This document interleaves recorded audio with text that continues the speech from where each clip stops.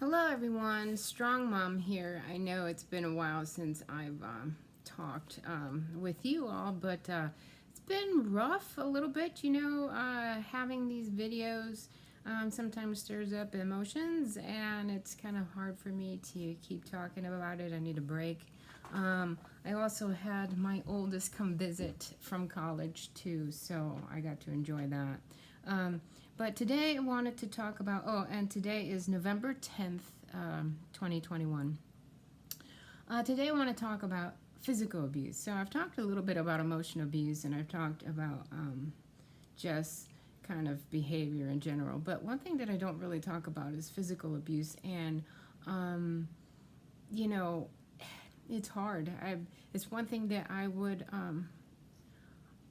try to play down a lot because to admit it meant that I had to do something, but also to admit it meant that I had to face it, and I was afraid to face it, obviously, for those reasons, of a situation becoming violent. But anyway, so we'll start from the beginning. So the first case of severe physical abuse was, and it was the worst case, was when my oldest child was a baby.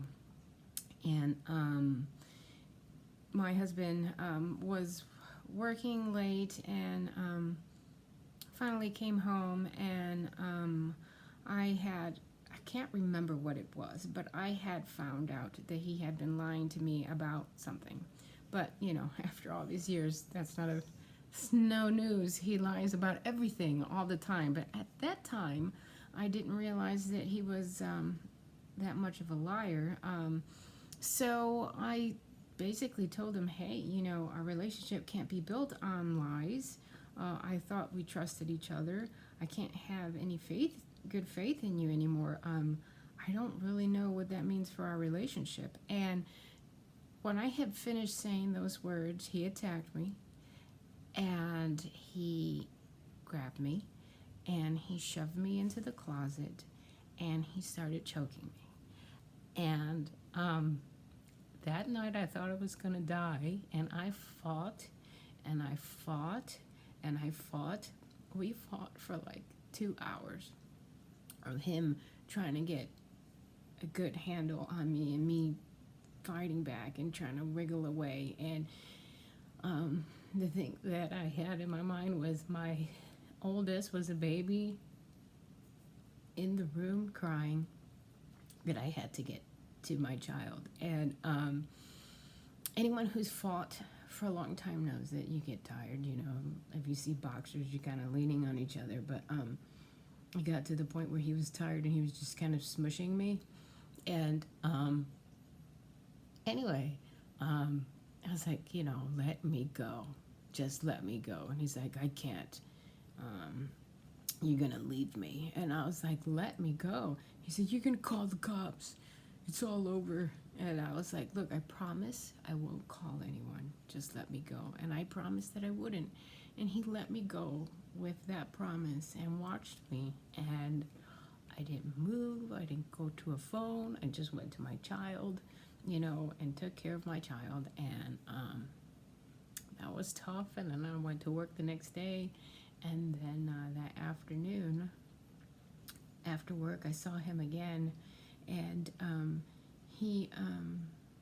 was like, hey, that was kind of scary. What was that about? I was trying to approach it gently, like, this must have been a one-off. Like, who is this guy, right? And then I was sitting on the couch and he got upset. So he threw me from the couch. And shoved me, and so I ran for my phone and I called 911, and I was yelling where I called 911 and I said, I'm not going to do this anymore. And then he ran into our child's bedroom and closed the door, and I freaked out, and I'm like, no, because what is he going to do? So the cops got there, and I was trying to explain to the cops that this is what he was doing. And a lot of cars showed up because the moment he heard me call, he called the police as well. So the police some of the police were like, well, he called on her saying that she's being violent. Yeah, right. And the other cops were saying, well, she called about him, that he was violent. So they didn't know what to do, you know. And then he said that I was emotionally distraught. I had medication, and that the medication was making me weird, and that I had, you know, the depression that a woman has after she has a baby. But my child was like 1 anyway, or not 1, but almost 1. They were 9.5 months. So, I mean, really, and so it was terrible. So they didn't know who to arrest or what to do, and then